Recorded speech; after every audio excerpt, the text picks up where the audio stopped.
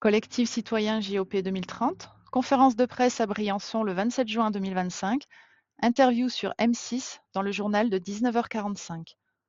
François Bayrou, qui était aujourd'hui en déplacement dans les Hautes-Alpes, le Premier ministre a réuni à Briançon un comité interministériel sur les JO d'hiver de 2030 dans les Alpes françaises, avec au cœur des discussions un premier défi, le financement de ces Jeux dans un contexte économique tendu. Ophélie Bossedoun et Laurent Difraya. Un an après Paris 2024, la France rêve déjà de ses prochains Jeux. Mais avant le grand rendez-vous, les dépenses s'accumulent. Pas un problème pour le Premier ministre. Les Jeux, c'est évidemment une charge, mais c'est un investissement.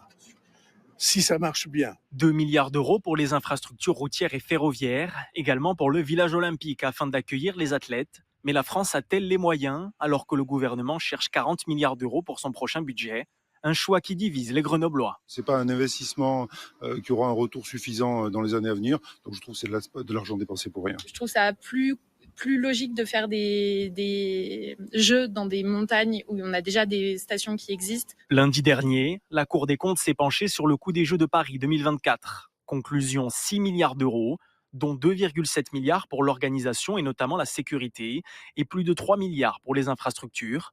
Une note élevée contestée par l'organisateur des Jeux, mais ce collectif citoyen craint un scénario similaire pour les Jeux d'hiver. Il faut parler que sur ce budget de 2 milliards d'euros environ pour le fonctionnement du COJOP, il y a déjà 462 millions d'euros qui sont issus de financements publics, ce qui est du jamais vu dans un dossier de candidature. Nous, la question qu'on pose, c'est est-ce que c'est vraiment pertinent maintenant? Le comité olympique estime les retombées économiques des Jeux de 2030 à plus de 3 milliards d'euros, soit 1,5 fois à 2 fois le budget total, un chiffre très souvent biaisé par rapport à la réalité, selon les experts. Dans l'histoire, ça a été démontré, la plupart du temps, le multiplicateur olympique n'est pas proche de 2, il serait plutôt proche de 1,05, voire au maximum 1,1. Donc quand on affiche 3 milliards de retombées économiques, on est dans le rêve.